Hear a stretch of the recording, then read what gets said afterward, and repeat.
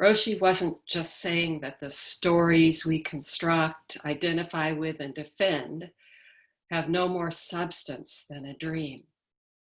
He was pointing to our essential nature, the real fact of this life, one seamless existence, without boundary, beyond measure, no one there, no one doing anything.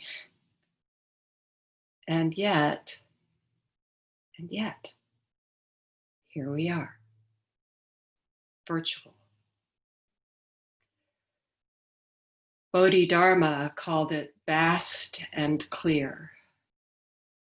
Haryo said, the essential state is pure and clear.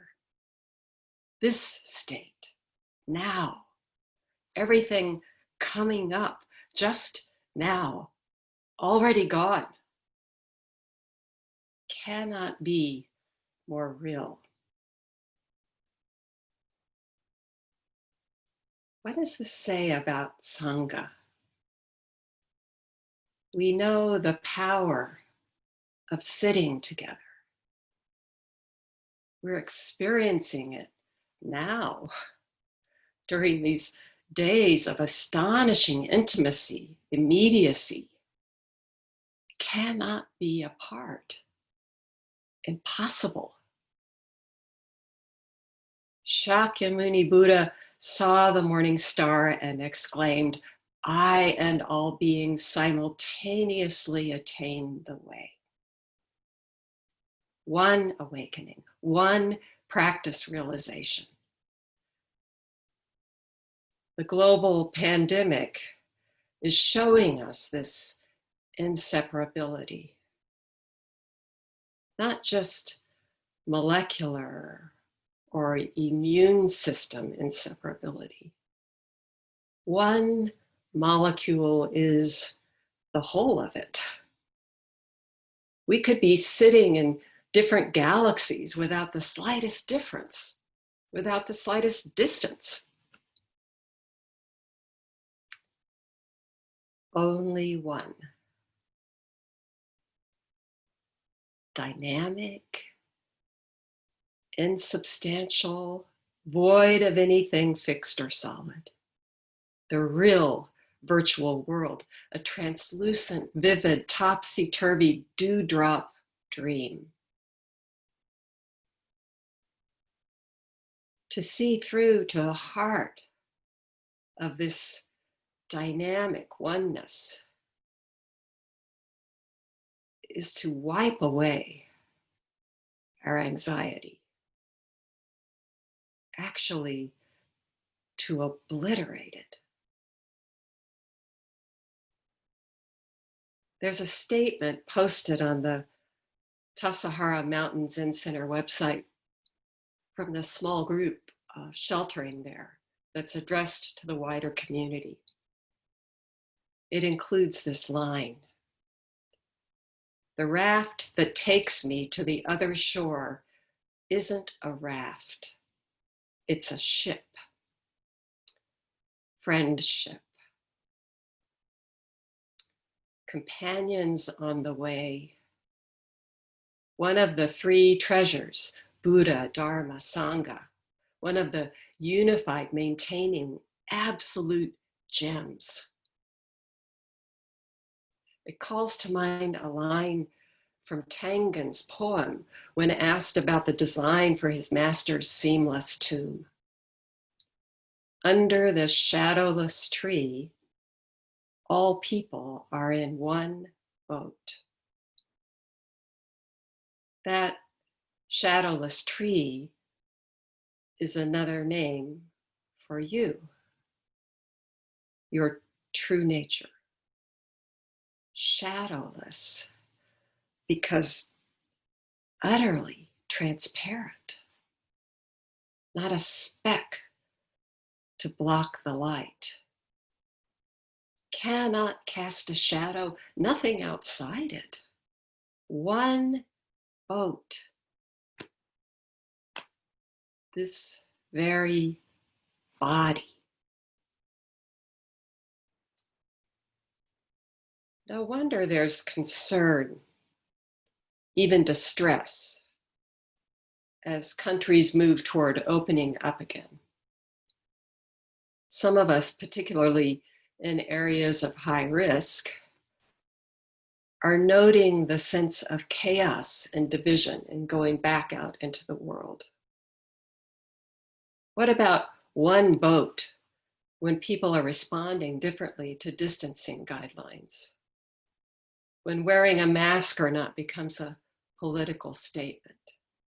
When traffic comes roaring back, seemingly unchanged by the pause that let the earth breathe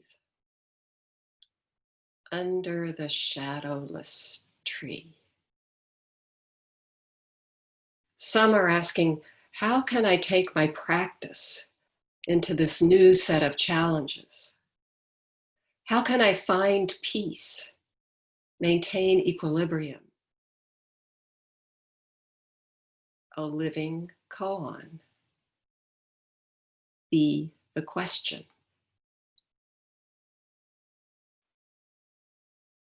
One student shared a different experience. She lives in a country that's ahead of the curve in responding to and managing the pandemic. For 2 months, she sheltered in place, able to devote much of that time to practice, as if, she said, an extended session. For the past few weeks, the student has been venturing out back into the world. She even got a job. She speaks about a shift in the quality of life. Quality of life. A phrase we normally associate with circumstances, like good health, personal relationships, meaningful work, sufficient resources. That's not what she meant by this quality. Rather, she described taking her practice into daily life, like coming out of sesshin, but without the usual diminishing effect as daily life resumes day after day. The quality of being alive. Going out into the world, each person, each experience, just one encounter, intense, full, complete. Riding on a train, hearing a piece of music, fully absorbed, nothing else. Such an evanescent quality. This student also spoke of joy, ease, wonder. Wherever you turn, treasure, treasure beyond compare. Might this quality of life be an invitation to peace? Peace in our time.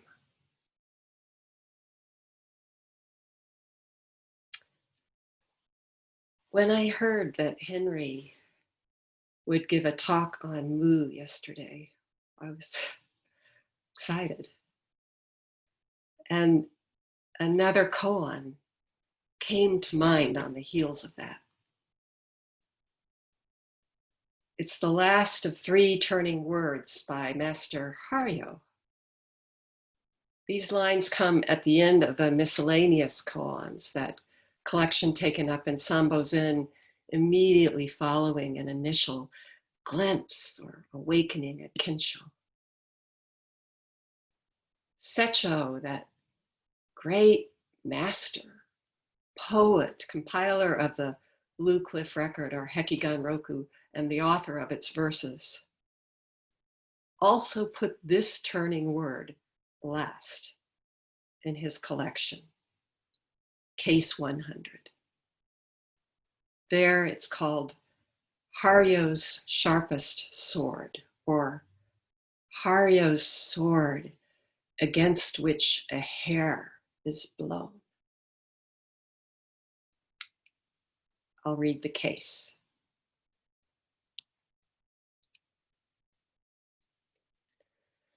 A monk asked Haryo, "What is the sharpest sword?" Haryo said, "Each branch of the coral reflects the moon." Or in another translation, a drop of dew on each coral branch reflects the light of the moon.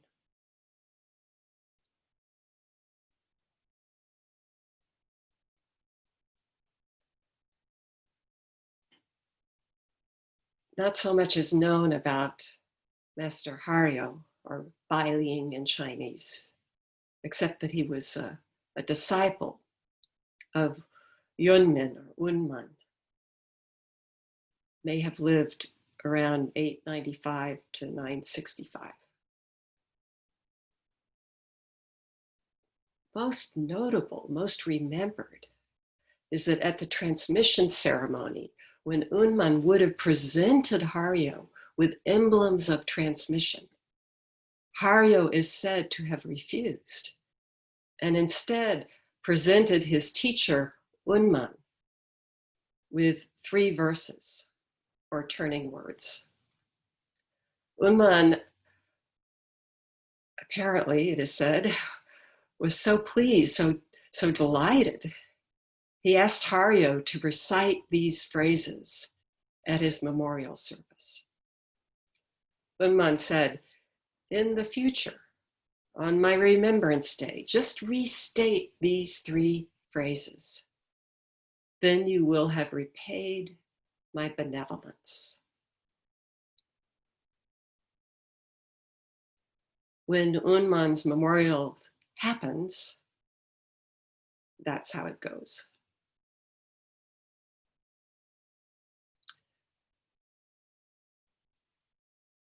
When Hario began teaching, he didn't create a document of succession for his students, as was the norm. Instead, he offered these 3 turning phrases as a way of pointing to the marrow of Unman's Dharma. For his collection, Secho presents just 1 phrase, the last. 1 question, 1 response. What is the sharpest sword? Or what is the blown hair sword? A sword so sharp that a single hair blown against it, just touching it, is instantly cut into. Another translation has it, what is the blown feather sword? Unique, delicate, the bare blade of a blown feather, perfectly cutting. See one feather as it truly is, and your separate self cannot survive.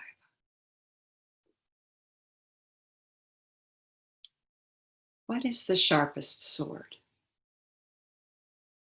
What is that sword that cuts through our delusions, that cuts off all attachments, that cuts to the heart of who we truly are, uncontrived and equanimous? This great equality, freely, fully reflecting each thing as it truly is. What is the diamond sword that kills and gives life?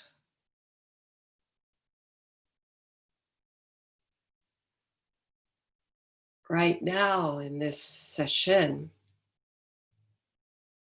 I want to say zazen.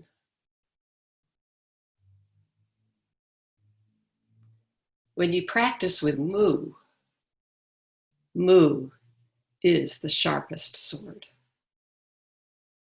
The sword that cuts through our conjured entanglements of greed or lack, not enough, anger or aversion, protect, defend, and ignorance about who we truly are. We just don't see. As Yamada Kon Roshi put it, the sword that cuts the two into one.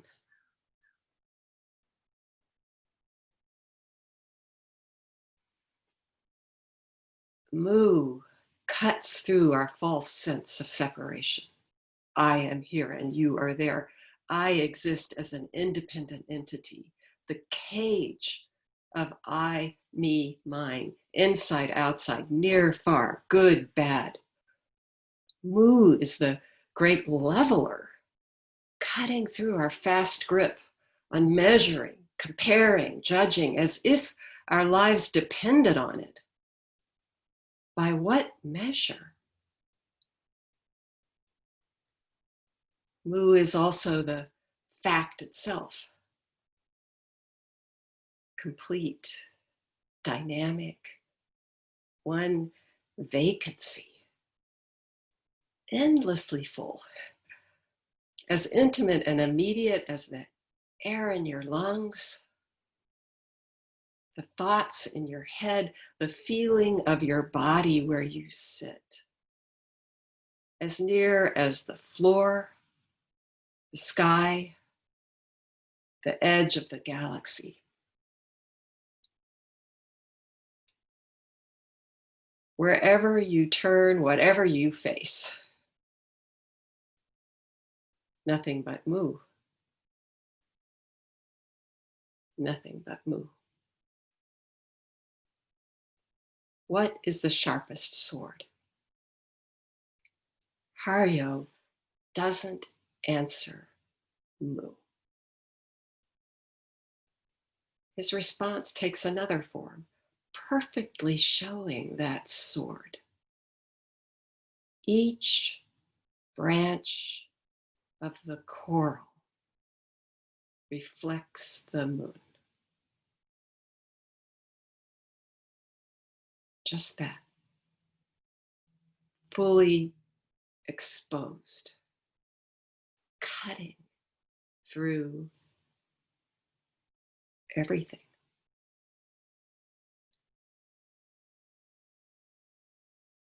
In Japanese, the word for reflection has the sense of supporting and intimacy, intimately supporting, maintaining.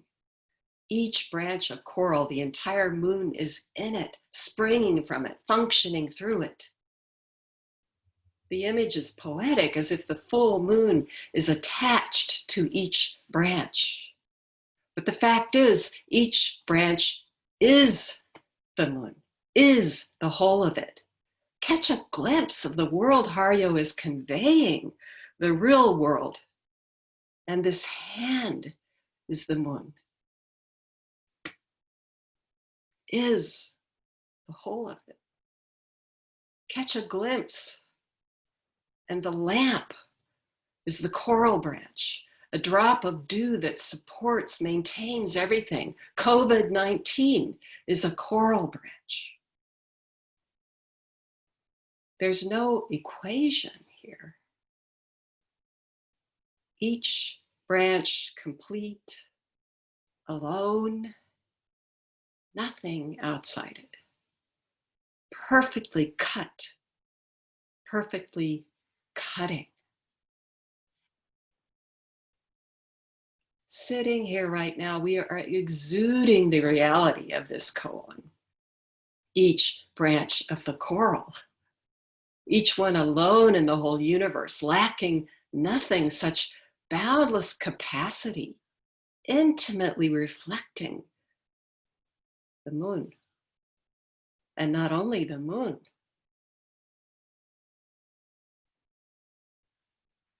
birdsong, sun, stars, trees, laughing, crying, living, dying. Nothing outside it, nothing inside it. And yet, here we are. What is the sharpest sword, the hair-blown sword? What is the single fact that cuts the umbilical cord of our fear of death? The living sword that cuts the two into one. Life, death, suffering, compassion, giving, receiving. One.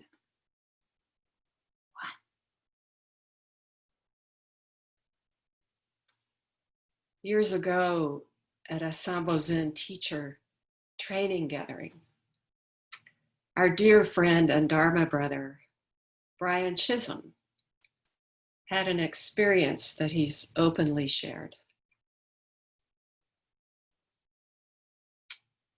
Here's Brian's telling. Night of precept ceremony, this beautiful midweek ceremony. Couldn't get to sleep. Nightmare. I was dying. Vivid and clear. Fear and terror, really, it was real. Then peace.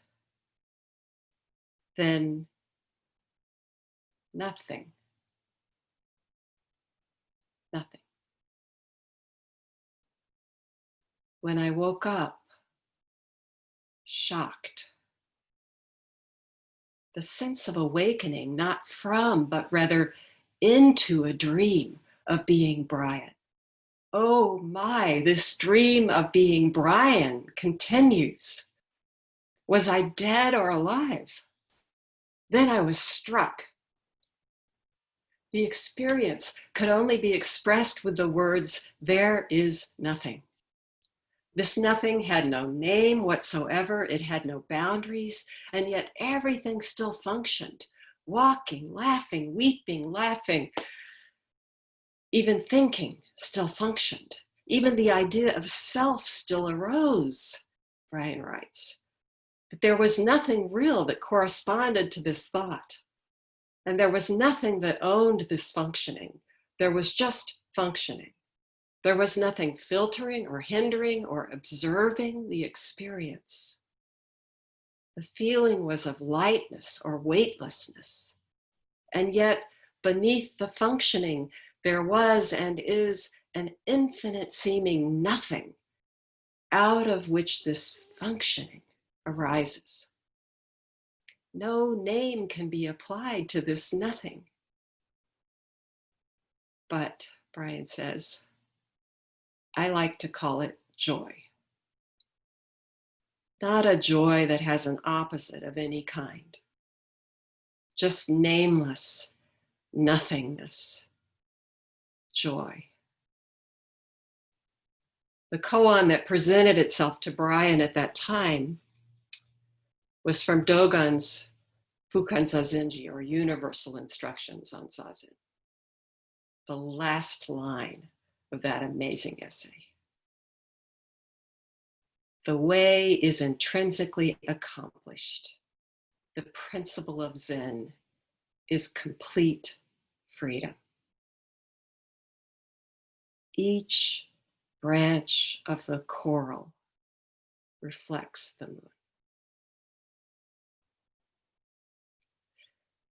About a year ago, Henry began a talk by reading from Francis Bennett's book, I Am That I Am.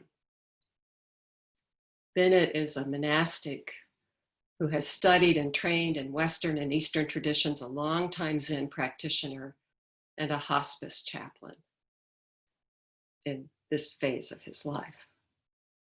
Early in the book, he recounts a series of visits with a beautiful woman in her 40s named Mary. She's married with children and has late stage mouth cancer. Mary is angry at God, full of bitterness and resentment. Why is this happening to me? On one visit, one that takes Francis by surprise, that really overtakes him, you could say, he describes an overwhelming feeling of love saturating the room. Having been hesitant to be anything other than a listening presence, he finds himself speaking. He writes, "I heard the following words being said, and the words themselves were arising out of this presence of all-pervading love. Mary," he spoke to her, "the only way you can get beyond the kind of pain you are experiencing now is the way of absolute surrender."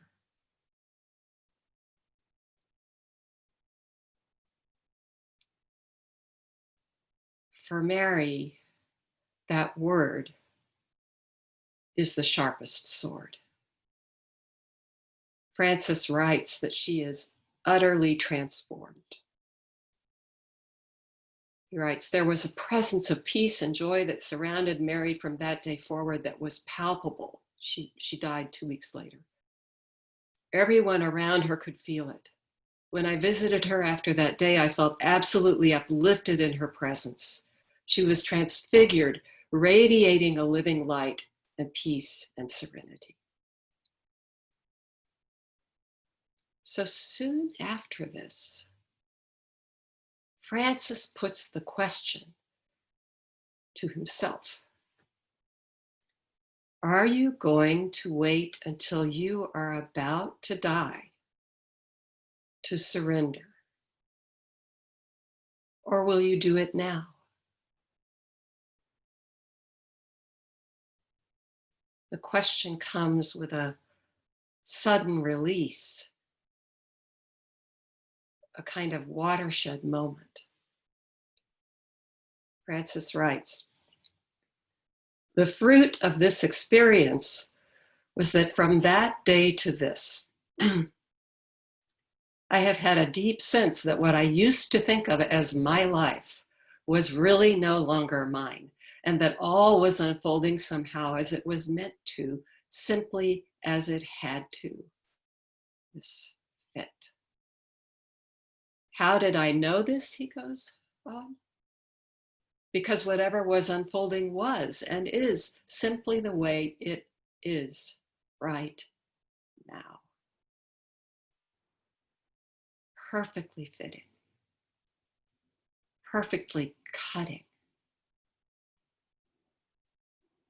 Francis writes, "There's an overwhelming sense that what I used to think of as my life really has very little to do with me." Yesterday's question about disassociation comes to mind. This fulsome, liberating disassociation.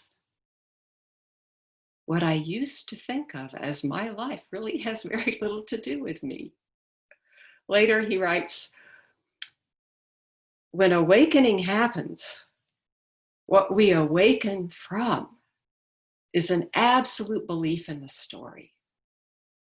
Contrary to popular belief, the story does continue after awakening. The difference is that we then see it for what it is, a simple story. We no longer take it to be reality."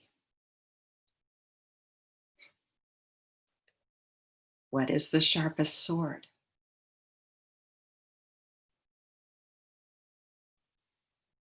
One more story.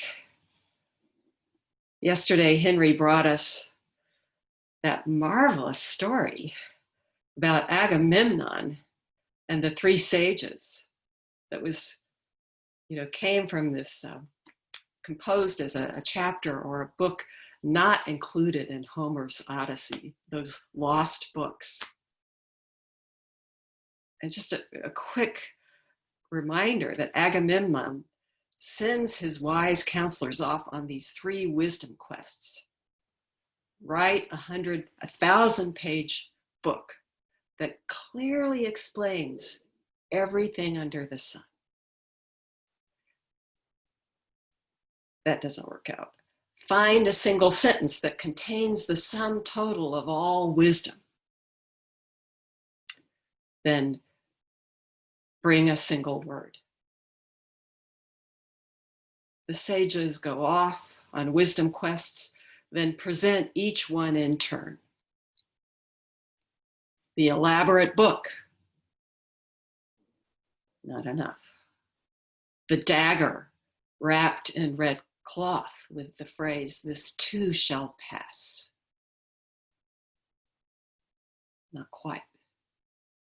And then Odysseus alone brings a silver ring with a blue gem, the color of the western sky in the fading light.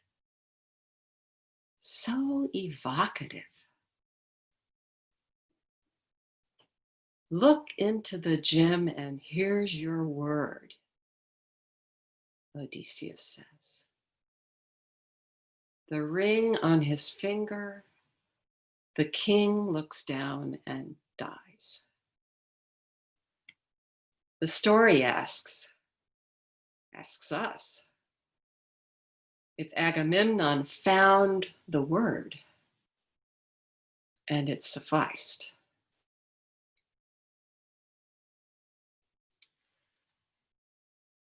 Is it possible he looked into the blue gem, that wide sky, like looking into a clear and still body of water,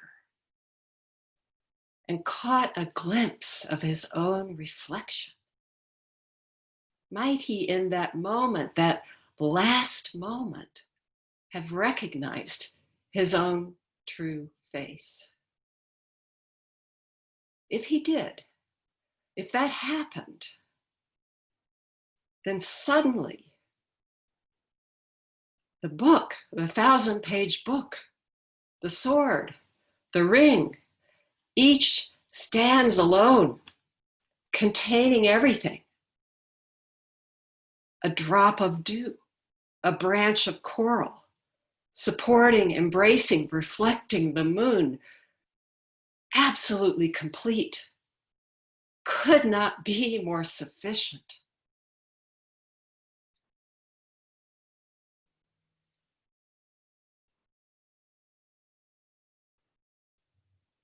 So I'd just like to close with a brief appreciation for Secho's verse, the last in his collection, the Ekigan-roku, and the only time he ends a verse with a line from the case. I'll read the verse and insert just a few comments.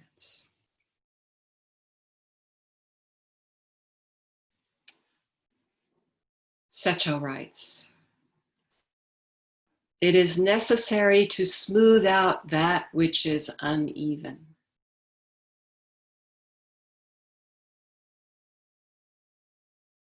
The great leveling. Peace and equanimity. Each branch.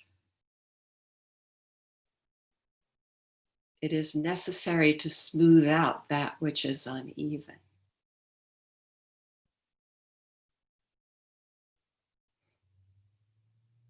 The most skillful seems like lack of skill. What is it with this teaching?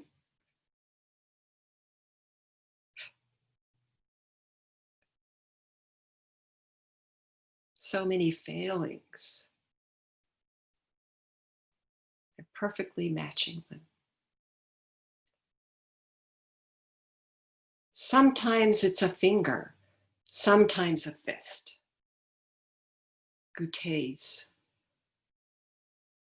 One finger is in this coral branch. Uses it all his life without exhausting it. This inexhaustible fact. Your whole body, or Rinzai with it, Kaz, or Toksan, whack, whack, whack, whack, whack. That sword, that coral branch. Secho goes on, leaning on heaven and shining on the snow. A master blacksmith cannot beat it down. A great craftsman cannot finish polishing it. The sharpest sword, polished to perfection. Not a scratch. Nothing to add.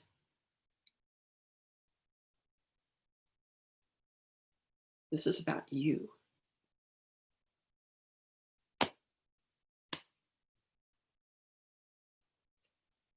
And then Secho ends his verse.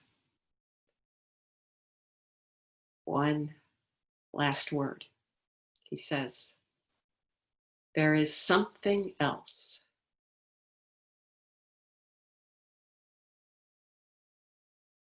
Each coral branch reflects the moon.